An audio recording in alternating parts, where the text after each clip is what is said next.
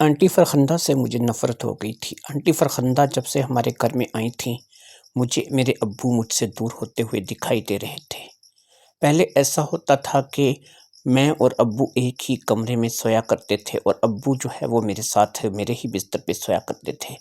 لیکن جب سے آنٹی فرخندہ آئی تھی میرے ساتھ رابعہ سونے لگی تھی۔ رابعہ آنٹی فرخندہ کی بیٹی تھی اور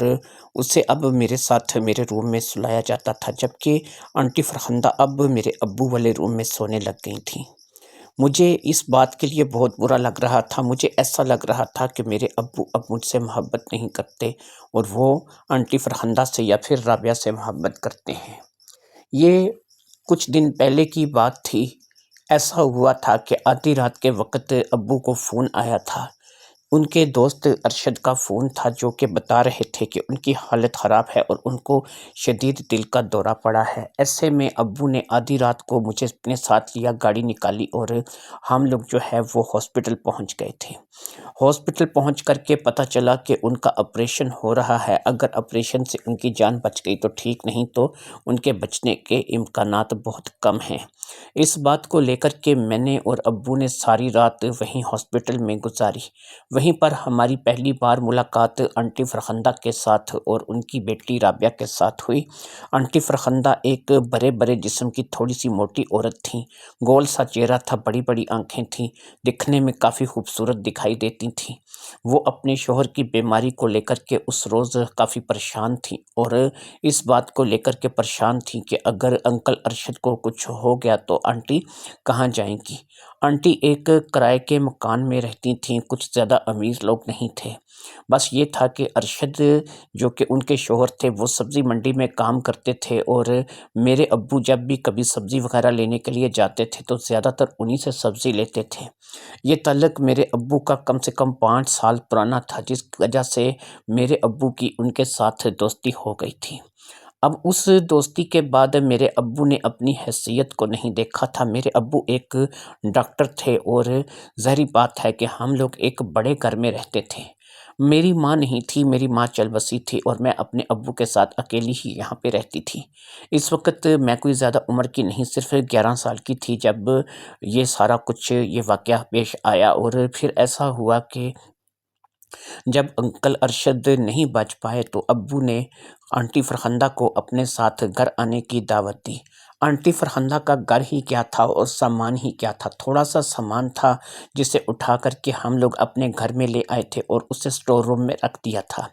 آنٹی فرخندہ آ گئی تھیں تو اب ابو نے مجھے کہا تھا کہ تم رابعہ کو اپنے ساتھ سلا لیا کرو اور میں اور آنٹی فرخندہ جو ہیں وہ دوسرے روم میں سو جایا کریں گی۔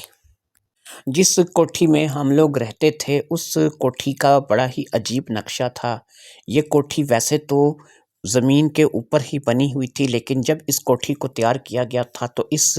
کوٹھی میں باقاعدہ ایک ایسا حصہ تیار کیا گیا تھا جو کہ نچلے حصے کے طور پر یا تہہ خانے کے طور پر استعمال ہوتا تھا۔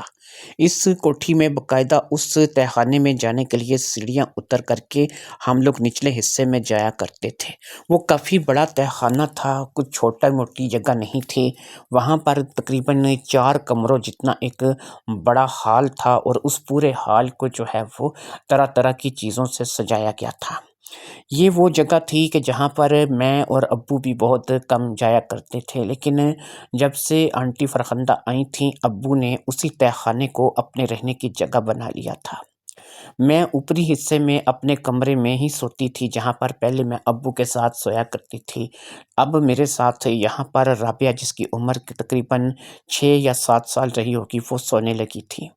مجھے رابعہ سے کوئی اعتراض نہیں تھا، وہ ایک معصوم سی پیاری سی بچی تھی جو کہ بہت ہی خوبصورت دکھتی تھی۔ مجھے ایسا لگتا تھا کہ چلو مجھے ایک ساتھی، ایک بہن مل گئی ہے یا ایک دوست مل گئی ہے۔ لیکن مجھے اعتراض ابو کے اوپر تھا کہ ابو میرے ساتھ یہاں اس کمرے میں رہا کرتے تھے اور ماں کے مرنے کے بعد انہوں نے ایک روز کے لیے بھی مجھے اکیلا نہیں چھوڑا تھا۔ لیکن جیسے ہی وہ آنٹی فرخندہ کو لے کر کے یہاں اس گھر میں آئے تھے، انہوں نے باقاعدہ سے مجھے اور رابعہ کو ایک کمرے میں کر دیا تھا اور خود آنٹی فرخندہ کو لے کر کے نیچے تہہ خانے والے ہال میں چلے گئے تھے۔ میں اس بات کو لے کر کے ابو سے ناراض تھی کیونکہ میری محبت انہوں نے بانٹ دی تھی۔ وہ مجھ سے بے انتہا محبت کرتے تھے، میری ہر خواہش کو پورا کرتے تھے، لیکن انہوں نے میرے ساتھ اچھا نہیں کیا تھا کہ انہوں نے اب آنٹی فرخندہ کو اپنے ساتھ سلانا شروع کر دیا تھا اور آنٹی فرخندہ ان کے ساتھ ان کے روم میں سو رہی تھیں۔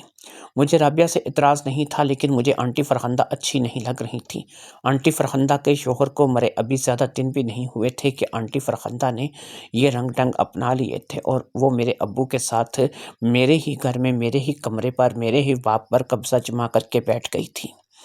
لہٰذا مجھے اس بات کو لے کر کے آنٹی فرخندہ بالکل بھی اچھی نہیں لگ رہی تھی اور میں من ہی من میں آنٹی فرخندہ سے تو نفرت کرتی ہی تھی، لیکن میں نے اپنے ابو کے ساتھ بھی کچھ دوری بنا لی تھی۔ ابو کے ساتھ اب میں ویسے ہنس کھیل کر کے بات نہیں کرتی تھی جیسے کہ ان لوگوں کے آنے سے پہلے کرتی تھی۔ میں زیادہ تر اب اپنے آپ کو اپنے کاموں میں مگن رکھتی تھی، اسکول جاتی تھی، اسکول سے واپس آتی تھی اور اپنے اسکول کے کام میں مگن ہو جاتی تھی یا پھر کچھ گیم وغیرہ کھیل کر کے یا موبائل چلا کر کے اپنا وقت گزارتی تھی۔ ان کا آنا مجھے اچھا نہیں لگ رہا تھا، لیکن میں اگر ابو سے بات کرتی تو ابو شاید یہ سمجھتے کہ شاید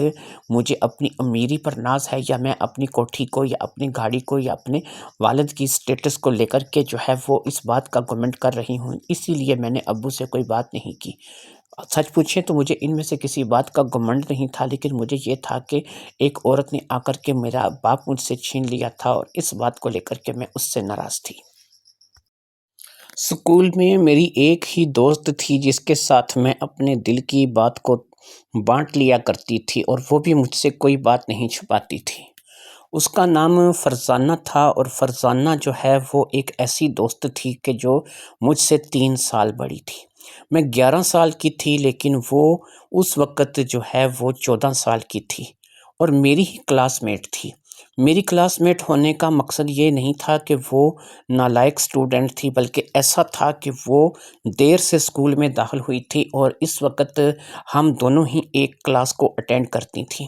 کیونکہ اسے دیر سے اسکول میں داخل کرایا گیا تھا، اس لیے وہ اس وقت 14 برس کی تھی اور وہ ایسی باتیں کرتی تھی کہ جو فی الحال میری سمجھ میں نہیں آتی تھی۔ کیونکہ وہ مجھ سے عمر میں 3 سال بڑی تھی تو میں سمجھتی تھی کہ اس کا تجربہ مجھ سے زیادہ ہے اور اس نے مجھ سے زیادہ وقت جو ہے وہ دیکھ رکھا ہے اور اس نے مجھ سے زیادہ جو ہے وہ لوگوں میں اٹھنا بیٹھنا بھی سیکھا ہے۔ میں زیادہ تر اپنے کام سے کام رکھتی تھی اور میں لوگوں میں زیادہ گل مل کر کے نہیں بیٹھتی تھی، لیکن میری جو دوست تھی وہ بالکل اس کے برعکس تھی اور وہ وہی کرتی تھی جو کہ اس کا من چاہتا تھا۔ وہ بھی میری طرح ایک بڑے گھر سے تھی اور اس نے کبھی بھی اس بات کو لے کر کے گھمنڈ نہیں کیا تھا۔ اس کے اندر کوئی گھمنڈ نہیں تھا، لیکن اس کا مزاج ایسا تھا کہ وہ ہر ایک کے ساتھ گل مل جاتی تھی۔ لہٰذا وہ مجھے آئے روز جب پریشان دیکھتی تو اس سے رہا نہیں گیا، اس نے مجھ سے اس بات کے بارے میں پوچھا۔ اس نے کہا کہ تم کیوں پریشان ہو؟ میں نے آخرکار، کیونکہ وہ میری دوست تھی اور اس کے علاوہ میں کسے بتا سکتی تھی کہ اپنی پریشانی کس وجہ سے ہے اور میری پریشانی کی کیا وجہ ہے، لہٰذا میں نے اپنی دوست کو اپنی پریشانی سے آگاہ کر دیا۔ اس نے میری ساری بات کو توجہ سے سنا تو اس نے کہا کہ دیکھو یہ تو نارمل ہے، تم ایک بچی ہو، ابھی 11 سال کی ہو اور ظاہری بات ہے کہ تمہارا باپ تم سے بھی محبت کرتا ہے، لیکن جو بات اس وقت اسے آنٹی فرخندہ یعنی کہ جس کے بارے میں تم بات کر رہی ہو وہ دے سکتی ہے، جو آنٹی فرخندہ تمہارے بات کے لیے کر سکتی ہے، ظاہری بات ہے کہ وہ نہ تم کر سکتی ہو، نہ رابعہ کر سکتی ہے اور نہ ہی دنیا کی کوئی اور عورت اس وقت کر سکتی ہے۔ میں نے اس بات کو لے کر کے فرزانہ سے کہا کہ ایسی کیا بات ہے بھئی کہ جو خاص کہ میرے باپ کو اس نے مجھ سے جدا کر دیا۔ پہلے وہ میرے پاس میرے ہی روم میں سویا کرتے تھے اور میں اور ان کے ساتھ بیٹھ کر رات کو ہم ڈیروں باتیں کیا کرتے تھے۔ وہ مجھے مزے مزے کی قصے اور کہانیاں سنایا کرتے تھے، بہت کچھ مجھے سیکھنے کو ملتا تھا، بہت کچھ ان سے مجھے کچھ جانچنے کو ملتا تھا، لیکن یہاں پر تم یہ بات کر رہی ہو کہ میرا باپ جو ہے وہ اب اس نے مجھ سے چھین لیا ہے اور تم کہہ رہی ہو کہ یہ نارمل ہے۔ کیسے نارمل ہے؟ مجھے اس کے بارے میں آگاہ کرو۔ اب اس نے میری دوست نے کہا کہ دیکھو بات یہ ہے کہ اس بات کو غور سے سننا اور سمجھنا تاکہ تمہیں جو ہے میری بات کو سمجھ آئے۔ تمہاری وہ جو آنٹی تمہارے گھر آئی ہیں وہ تمہارے باپ کی ہم عمر ہوں گی، ان سے کچھ چھوٹی یا کچھ بڑی ہوں گی۔ تو جو ہم عمر ہوتے ہیں نا، ان کو اپنے ہم عمر پیارے ہوتے ہیں۔ تمہاری ماں نہیں رہی، ساری بات ہے کہ تمہاری ماں کے مرنے کے بعد تمہارے باپ کو ایک عورت کا سہارا ملا ہے، اور وہ کب سہارا ملا ہے کہ جب اسے سہارے کی سب سے زیادہ ضرورت ہے۔ تم بیٹی ہو، تمہارے ساتھ وہ باتیں نہیں کر سکتا، تمہارے ساتھ وہ ویسے نہیں رہ سکتا جیسے کہ وہ تمہاری اس آنٹی فرخندہ کے ساتھ رہ سکتا ہے، یا اس کے ساتھ جو باتیں کر سکتا ہے، وہ باتیں ظاہری بات ہے کہ وہ تمہارے ساتھ شیئر نہیں کر سکتا۔ یہ عمر کا تقاضا ہے، وہ اپنے عمر کے لوگوں کے ساتھ اب، کیونکہ پہلے اس کی عمر کا کوئی تھا نہیں تو وہ تمہارے ساتھ زیادہ سے زیادہ وقت گزارتا تھا، لیکن اب اس کی عمر کا آ گیا ہے تو وہ اپنا زیادہ وقت اس کے ساتھ گزارے گا۔ ظاہری بات ہے کہ وہ تمہاری آنٹی فرخندہ کو اگر کوٹھی کے نیچے تہخانے والے حصے میں رکھ رہا ہے اور خود بھی وہ وہیں رہ رہا ہے، تو سمجھو کہ ان کے درمیان میں بہت کچھ چل رہا ہے۔ میں نے اب اسے روکا، میں نے کہا بہت کچھ چل رہا ہے سے میں سمجھی نہیں، تم کیا کہنا چاہتی ہو، مجھے اس بات کو کھل کر کے سمجھاؤ۔ اس نے کہا کہ دیکھو ایسا ہے کہ میں تمہیں یہ باتیں کھل کر کے نہیں بتا سکتی، صرف اتنا کہہ سکتی ہوں کہ تم اس بات کو لے کر کے ابھی سے سمجھ جاؤ کہ تمہارے باپ نے اب تمہارے ساتھ محبت تو وہ کرتا ہے، لیکن وہ اب زیادہ وقت جو ہے وہ تمہارے ساتھ نہیں گزارے گا، اور تمہیں اس بات کو قبول کرنا ہوگا۔ ہو سکتا ہے کہ جیسے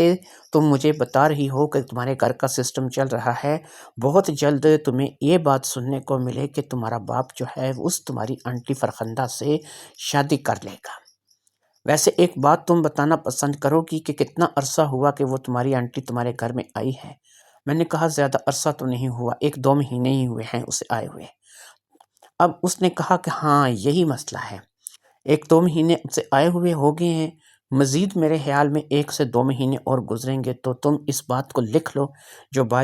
بات میں آج تمہیں بتانے لگی ہوں، کہ تمہارا باپ تمہاری اس آنٹی سے شادی کرے گا، اسے تمہاری ممی بنا کر کے تمہارے گھر میں رکھے گا، اور پھر تم تینوں سے وہ محبت کرے گا، یعنی وہ رابعہ کو بھی اپنی بیٹی بنا لے گا، تم سے بھی محبت کرے گا، اور تمہاری آنٹی جو ہے اس کو بھی وہ اپنی بیوی بنا کر کے اپنے گھر میں رکھے گا۔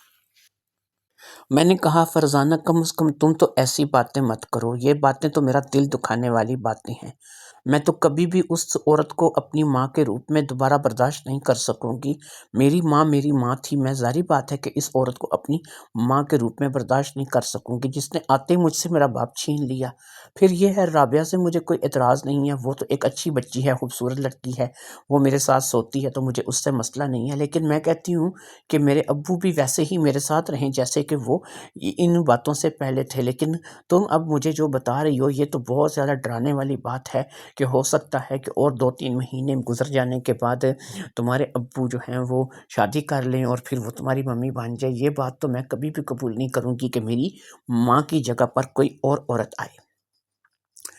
میری عمر کیونکہ اس قدر نہیں تھی، لیکن میں جانتی تھی کہ فرزانہ مجھ سے زیادہ جانتی ہے، وہ مجھے جو باتیں بتا رہی تھی وہ سیدھی باتیں میرے اندر نہیں اتر رہی تھی، میرے دماغ میں وہ باتیں نہیں آ رہی تھیں، کیونکہ مجھ میں ابھی بچپنا تھا، اور میں نے ان چیزوں کو نہ تو کبھی سوچا تھا، نہ کبھی محسوس کیا تھا، اور نہ ہی مجھے کسی رشتے کی اہمیت کا اندازہ تھا۔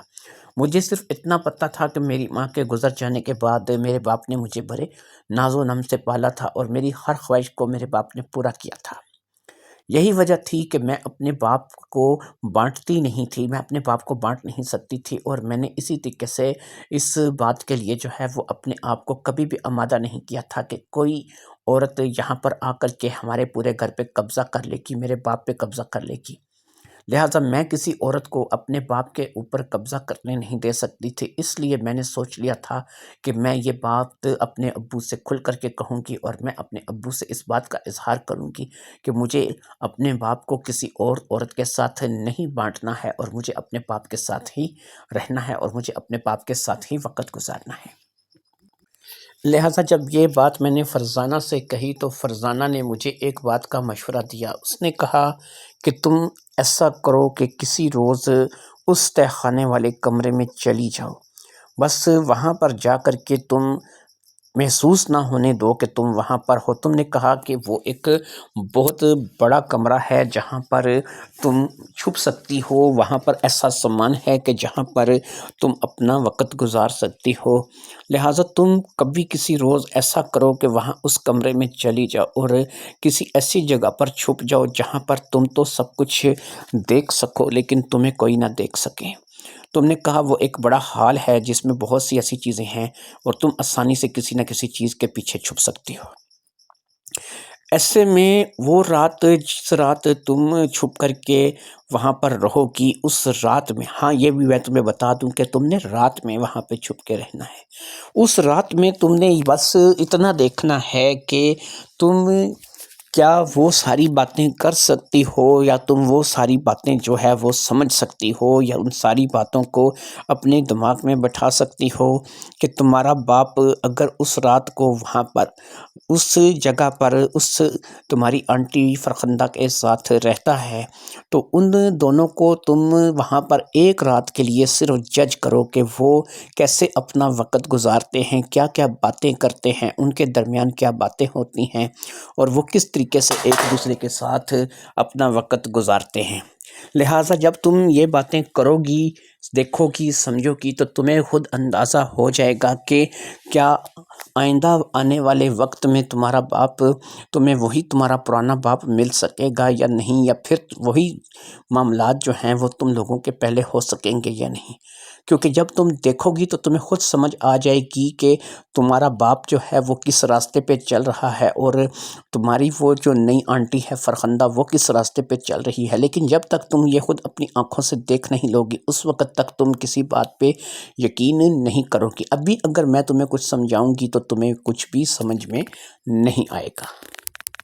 ظاہری بات ہے کہ یہ ایک چیلنج تھا جو کہ میرے لیے تھا اور فرزانہ نے مجھے یہ چیلنج دیا تھا، لہٰذا میں نے اس بات کے لیے سوچ لیا تھا کہ ایک رات کی ہی بات ہے، میں اس ایک رات میں سارا کچھ جان لوں گی، سمجھ لوں گی اور مجھے پتہ چل جائے گا کہ کیا ہے۔ میں نے سوچ لیا تھا کہ اس بڑے ہال نما کمرے میں ایک سیف الماری ہے اور اس سیف الماری کے پیچھے باقاعدہ اتنی جگہ موجود ہے کہ اگر میں اس کے پیچھے چھپ جاؤں تو جب تک کوئی باقاعدہ مجھے آ کر کے تلاش نہ کرے میں اس سیف الماری کے پیچھے سے اسے نظر نہیں آؤں گی۔ لیکن میں جب بھی چاہوں گی اس سیف الماری کے پیچھے سے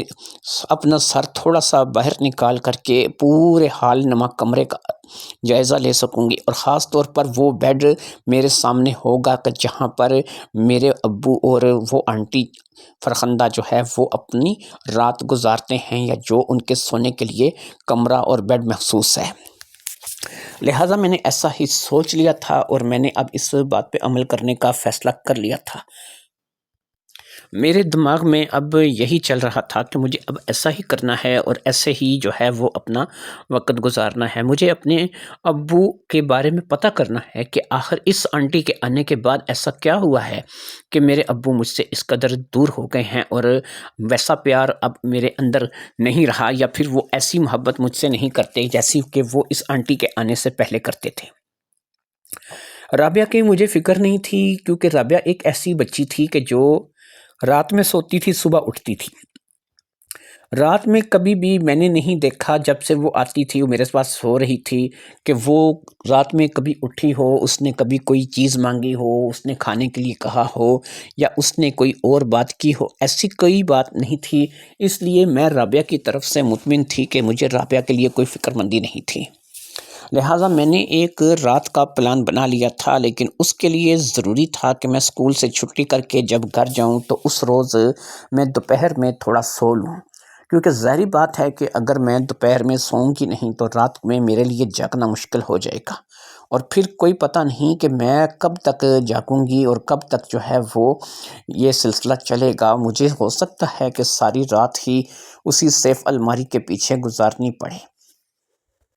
ویسے تو گرمی کے دن تھے، گرمی تھی، لیکن یہی ہے کہ میرے کمرے میں بھی اے سی چلتا تھا اور جو وہ ہال تھا اس میں بھی اے سی چلتا تھا، تو ایک سیف الماری کے پیچھے چھپ کر کے اے سی میں بیٹھنا میرے لیے ایک مشکل نہیں تھا۔ میں وہاں پر آسانی کے ساتھ اپنی رات گزار سکتی تھی۔ باقی ایسی کوئی حاجت مجھے بھی نہیں ہوتی تھی کہ میں رات میں کھانا کھانے کے لیے دوبارہ اٹھوں یا پھر میں پیشاب وغیرہ کے لیے جاؤں۔ میں ایک ہی بار رات میں سونے سے پہلے پیشاب کر لیتی تھی اور پھر کھانا کھا لیتی تھی، اور وہی رات میں کھایا ہوا کھانا یا رات میں کیا ہوا پیشاب ہی میں صبح تک جو ہے وہ اس میں نکال جاتی تھی۔ نہ تو مجھے رات میں دوبارہ بھوک کی حاجت ہوتی تھی اور نہ ہی دوبارہ واش روم جانے کا مجھے جو ہے وہ من کرتا تھا۔ ایک ہی دفعہ صبح اٹھ کر کے میں واش روم کا رخ کرتی تھی اور اپنے آپ کو فریش کرنے کے بعد باہر آتی تھی۔ لہٰذا میں نے اب یہی سوچ لیا تھا کہ جیسے ہی رابعہ سو جائے گی، اور رابعہ بڑی جلدی سو جاتی تھی، اور میرے ابو اور وہ آنٹی جو ہیں وہ اس حال نما کمرے کی طرف چلی جائیں گی، تو میں اس کے بعد جو ہے وہ اس سیف الماری کے پیچھے چھپ جاؤں گی۔ پھر مجھے ایک لمحے کے لیے ایسا لگا کہ یہ میرا سارا پلان ہی غلط ہے۔ رابعہ کے سونے کے بعد میں اس چیز کا انتظار کیوں کروں کہ ابو اور آنٹی فرخندہ حال نما کمرے میں جائیں؟ مجھے ان سے پہلے جا کر کے وہاں چھپنا ہوگا، اور ایسے چھپنا ہوگا کہ وہ مجھے دیکھ نہ سکیں۔ لہٰذا وہ سیف الماری ہی میرے چھپنے کے لیے ایک بہترین جگہ تھی، جس کے پیچھے اتنی جگہ تھی کہ میں آسانی سے بیٹھ سکتی تھی۔ وہاں پر تھوڑا بہت اگر میں اپنے آپ کو کلوز کر کے لیٹنا چاہوں تو لیٹ بھی سکتی تھی۔ اس لیے مجھے وہی جگہ سب سے بہتر لگ رہی تھی کہ میں وہاں پر اپنی رات گزاروں اور دیکھوں کہ جیسا کہ مجھے فرزانہ نے کہا ہے، تو فرزانہ کے کہے کے مطابق کیا ہوتا ہے۔ کیا واقعی کوئی ایسا جادو اس آنٹی نے کر دیا ہے کہ جو میرے باپ کو اس نے اپنے قبضے میں کر لیا ہے؟ لہٰذا اس بات کو سوچ کر کے میں اس بات کے لیے ذہنی طور پر مکمل تیار تھی کہ میں نے اب اس راز سے پردہ اٹھانا ہے، اور یہ راز اب میرے سامنے کھل کر کے رہے گا کہ آخر بیٹی کی محبت کے آگے کون سی ایسی چیز تھی کہ جو بیٹی کی محبت سے بھی زیادہ غالب آ گئی تھی، اور بیٹی سے وہ محبت نہیں رہی تھی جو کہ اب اس عورت سے محبت کی جا رہی تھی، جو کہ ہمارے گھر کی کوئی فرد بھی نہیں تھی، اس کے ساتھ کچھ لینا دینا نہیں تھا۔ لہٰذا اس روز جیسے ہی رابعہ سوئی، میں اپنے کمرے سے باہر نکل آئی۔ ابھی تک ابو اور آنٹی فرخندہ جو ہے وہ حال نما کمرے کی طرف نہیں گئے تھے، لہٰذا میں ان سے نظریں بچا کر کے سب سے پہلے حال نما کمرے میں آ گئی۔ حال نما کمرہ جو ہے باقاعدہ اس کے لیے سیڑھیاں بنی ہوئی تھیں، اور وہ سیڑھیاں مجھے نیچے تہہ خانے کے اس بڑے حال نما کمرے تک لے آئی تھیں۔ یہاں پر آ کر کے میں نے دیکھا یہاں کا اے سی باقاعدہ آن تھا، اور گرمی کے لگنے کا سوال ہی پیدا نہیں ہوتا تھا۔ یہاں پر میں نے سیف الماری کے علاوہ بھی اور چیزوں کی جانچ کرنے کی کوشش کی، لیکن مجھے کوئی ایسی چیز نظر نہیں آئی کہ جس کے پیچھے سے میں چھپ سکوں۔ یہی ایک بڑی سیف الماری تھی جو کہ یہاں پر پڑی تھی، اسی کے پیچھے ایسی جگہ تھی کہ جہاں پر میں صرف کہ میں چھپ سکتی تھی، بلکہ یہاں سے سارے کمرے کا منظر بھی دیکھ سکتی تھی۔ لہٰذا اس روز میں اس سیف الماری کے پیچھے اپنے آپ کو چھپا کر کے بیٹھ گئی۔ مجھے اب اس بات کا انتظار تھا کہ ابو اور آنٹی کب آئیں گے، اور میں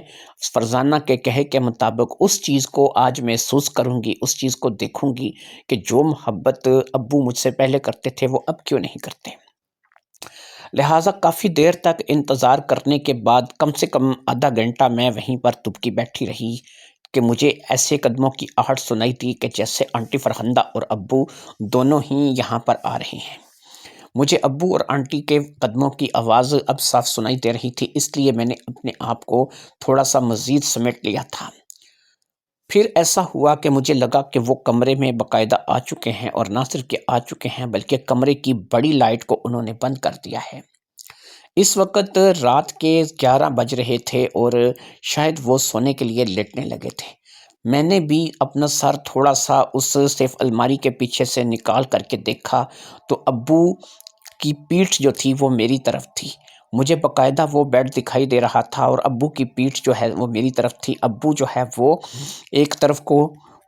چہرہ کیے لیٹے تھے، اور ان کا چہرہ جو تھا وہ اس آنٹی کی طرف تھا۔ آنٹی دوسری سائڈ تھی، یعنی کہ وہ پلنگ کے دوسرے سائڈ تھی، اور ابو جو ہے وہ اس کے ساتھ لیٹ کر کے باتیں کر رہے تھے، اور وہ آنٹی کو مخاطب کر کے باتیں کرتے چلے جا رہے تھے۔ ایسے میں نے ایک بات بڑی عجیب سی نوٹ کی، کبھی وہ آنٹی کے بالوں میں اپنے ہاتھوں کی انگلیوں کو گھمانے لگتے، کبھی وہ آنٹی کا ہاتھ اپنے ہاتھ میں لے کر کے ان سے باتیں کرنے لگتے، کبھی وہ آنٹی سے جو ہے وہ تھوڑا لپٹ جاتے، تھوڑا وہ آنٹی سے دور ہو جاتے، کبھی وہ اٹھ کر بیٹھ جاتے، کبھی وہ لیٹ جاتے، بڑی عجیب سی سچویشن تھی۔ ایسے میں ابو نے ایک بڑا عجیب سا سوال آنٹی سے کیا، تمہاری عدت کو کتنے دن باقی رہ گئے ہیں؟ یہ بات ابو نے آنٹی سے کی تھی اور مجھے یہ بات بالکل پلے نہیں پڑی تھی۔ عدت کیا چیز ہوتی ہے اور اب ابو کس عدت کے بارے میں آنٹی سے بات کر رہے تھے؟ آنٹی نے کہا اب کچھ زیادہ دن باقی نہیں بچے ہیں، تقریباً 19 دن ہیں جو کہ باقی رہ گئے ہیں، لہٰذا میری عدت آگے 19 دن میں ختم ہو جائے گی۔ ابو نے ایک ٹھنڈی آہ بھری اور کہا اچھا تو اس کا مطلب ہے کہ 19 دن ابھی اور باقی ہیں ہمیں باقاعدہ جو ہے وہ ایک رشتے میں بندھنے کے لیے، ایک رشتے میں جڑنے کے لیے۔ اس نے کہا ہاں بس تھوڑا انتظار رہ گیا ہے، لیکن آپ کو اس سے کیا؟ آپ نے تو بھرپور فائدہ حاصل کیا ہے، چاہے میں عدت میں تھی یا چاہے میں ویسے تھی، جیسے بھی تھی، جب سے میں یہاں اس گھر میں آئی ہوں کوئی بھی تو وقت ایسا نہیں گیا کہ جب آپ نے اپنی خواہش کو پورا نہ کیا ہو یا آپ نے اپنے آپ کو جو ہے وہ ثابت نہ کیا ہو۔ یہ باتیں میری سمجھ میں بالکل نہیں آ رہی تھیں کہ ایسی کون سی بات ہے کہ جو وہ کر رہی تھی۔ بہرحال ان کی باتیں جو ہے وہ میں سن ضرور رہی تھی لیکن مجھے کچھ پلے نہیں پڑ رہا تھا۔ پھر اسی طریقے سے ایک دم سے انہوں نے چادر کو اٹھا کر کے اپنے اوپر اپنے جسم کو ڈھانپ لیا، شاید انہیں سردی لگ رہی تھی کیونکہ یہاں پر جو ہال کے اندر اے سی چل رہا تھا اس کی ٹھنڈک واقعی بے حد زیادہ تھی۔ مجھے بھی یہاں سے الماری کے پیچھے چھپے چھپے اب تھوڑی تھوڑی ٹھنڈ سی محسوس ہونے لگی تھی، شاید اسی وجہ سے انہوں نے بھی ان چادروں کو اوپر لے لیا تھا اور ایک بڑی چادر جو کہ ڈبل بیڈ کی چادر تھی انہوں نے اپنے اوپر کر لی تھی۔ کچھ باتیں اب ہونا بند ہو چکی تھیں، ان کی آواز نہیں آ رہی تھی، لیکن ایسا محسوس ہو رہا تھا کہ وہ سوئے نہیں ہیں، جاگ رہے ہیں، لیکن باتیں اب ان کے درمیان نہیں ہو رہی تھیں۔ اگر کوئی بات ہو بھی رہی تھی تو اس قدر مدھم یا سرگوشی کی آواز تھی کہ جو وہاں سے الماری میں میرے پیچھے نہیں آ رہی تھی اور مجھے اس کی سمجھ نہیں آ رہی تھی۔ ایسے میں وہ آوازیں آنا بھی بند ہو گئیں، سرگوشیاں بھی بند ہو گئیں اور پھر شاید ایسا ہوا کہ وہ دونوں ہی اپنے اپنے رخ سونے کے لیے لیٹ گئے۔ 1 سے 1.5 گھنٹے تک میں اس چیز کا صرف الماری کے پیچھے چھپی انتظار کرتی رہی کہ یہ سو چکے ہوں گے یا نہیں، ایسا نہ ہو کہ دونوں میں سے کوئی ایک جاگ رہا ہو، میرا یہاں آنے کا پول کھل جائے، میرا یہاں آنے کا پتہ چل جائے اور میرے لیے شامت آ جائے۔ یہ باتیں سوچ کر کے میں 1 سے 1.5 گھنٹہ کا جو ہے وہیں پر صرف الماری کے پیچھے دبکی بیٹھی رہی، حتیٰ کہ مجھے سردی بھی ہلکی ہلکی محسوس ہو رہی تھی لیکن میں وہاں سے نہیں ہلی۔ جب میں نے اس بات کو واضح طور پر محسوس کر لیا کہ واقعی وہ اب دونوں مکمل طور پر سو چکے ہوں گے اور اب تقریباً گھنٹہ بھر سے نہ تو کوئی سرگوشی کی آواز آئی ہے اور نہ ہی ان کی کسی قسم کی کوئی بات چیت میرے کان میں پڑی ہے، لہٰذا میں دبکے سے وہاں سے نکلی اور اپنی جوتیاں اپنے ہاتھ میں پکڑ کر کے دوبارہ سے ان سیڑھیوں کی طرف بڑھی جو کہ اوپر کی طرف جاتی تھیں اور پھر میں سیڑھیاں چڑھ کر کے اوپر آ گئی۔ اوپر آ کر کے میں نے اطمینان کا سانس لیا۔ سب سے پہلے میں نے فریج سے پانی نکال کر کے ٹھنڈے پانی کی بوتل جو ہے وہ سیدھا بوتل ہی منہ کو لگا لی اور پانی پینے لگی۔ میرا حلق پیاس کے مارے بالکل خشک ہو رہا تھا، ایسا لگ رہا تھا کہ پتہ نہیں میں کتنی میل دور دوڑ کے آئی ہوں، میرے ساتھ عجیب سی سچویشن ہو رہی تھی۔ پھر میں اپنے کمرے کی طرف بڑھی، اپنے کمرے میں جا کر کے میں نے دیکھا تو رابعہ بے خبر سو رہی تھی جیسے کہ اس کی عادت تھی۔ میں بھی رابعہ کے ساتھ بستر میں لیٹ گئی، ایک چادر میں نے بھی اپنے اوپر کر لی تھی کیونکہ بہرحال مجھے ہلکی ہلکی سردی سی محسوس ہو رہی تھی اور میرے کمرے میں بھی اے سی چل رہا تھا۔ میں نے رابعہ کے اوپر بھی وہ چادر دے دی تھی کیونکہ شاید اس کو بھی سردی محسوس ہو رہی ہے لیکن وہ سوئی ہوئی ہے اس لیے وہ چادر نہیں لے رہی ہے۔ میں نے وہ چادر اپنے اوپر بھی کر لی تھی، رابعہ کے اوپر بھی کر لی تھی اور اس کے بعد میں سونے کے لیے لیٹ گئی۔ مجھے ابھی سمجھ نہیں آ رہی تھی کہ یہ کیا باتیں چل رہی تھیں، مجھے ان باتوں کے بارے میں کچھ بھی تو پتہ نہیں تھا، نہ ہی میں ان باتوں کے بارے میں جانتی تھی، لیکن میں نے من ہی من ٹھان لیا تھا کہ میں صبح اس کے بارے میں مکمل طور پر فرزانہ سے ساری باتیں پوچھوں گی۔ فرزانہ نے مجھے جس کام کی غرض سے یہاں پر بھیجا تھا، مجھے تو وہ کام ہوتا ہوا نظر نہیں آیا تھا۔ اب یہ تو صبح ہی جب میں فرزانہ سے بات کروں گی تو تبھی فرزانہ بتائے گی کہ کیا ہے کیا نہیں ہے۔ بہرحال مجھے تو صرف اپنا وقت ضائع کرنا پڑا تھا، جو کہ میں کر آئی تھی، اور مجھے کچھ بھی پلے نہیں پڑا تھا۔ باقی فرزانہ اب صبح ان باتوں کا تجزیہ کرے گی اور مجھے بتائے گی کہ کیا ہے کیا نہیں ہے۔ اس روز تو میں سو گئی، اور ظاہری بات ہے کہ میں اب ایک باقاعدہ سے تھکی ہوئی بھی تھی، اس لیے اب صبح اٹھ کے اسکول جانے کا من نہیں کر رہا تھا۔ لیکن ابو نے، جب کہ وہ خود کلینک جانے کے لیے تیار تھے، انہوں نے مجھے اٹھا کر کے بٹھایا، ناشتہ کروایا، اور انہوں نے خود مجھے جو ہے وہ اسکول چھوڑ دیا۔ یہ ان کی روٹین تھی، وہ مجھے روزانہ اسکول چھوڑتے تھے، اور جب میں اسکول سے فارغ ہو جاتی تھی تو باقاعدہ وہ مجھے آ کر کے لے کر کے بھی آتے تھے، اور گھر چھوڑ کر کے پھر دوبارہ سے اپنے کام کے لیے چلے جاتے تھے۔ اسکول سے واپس آنے کے بعد میں جب گھر میں اکیلی ہوتی تھی تو ظاہری بات ہے کہ رابعہ اور آنٹی فرخندہ سے ہی میرا واسطہ پڑتا تھا۔ لیکن رابعہ اور آنٹی فرخندہ مجھے کبھی کچھ نہیں کہتی تھی، بلکہ آنٹی فرخندہ مجھے کچن میں جا کر کے اچھا سا کھانا بنا کر کے دیتی تھی اور میرا پورا دھیان رکھتی تھی، بالکل اسی طریقے سے کہ جیسے میری ماں رکھتی تھی۔ کبھی کبھی یہ باتیں جان کر مجھے اچھا بھی لگتا تھا،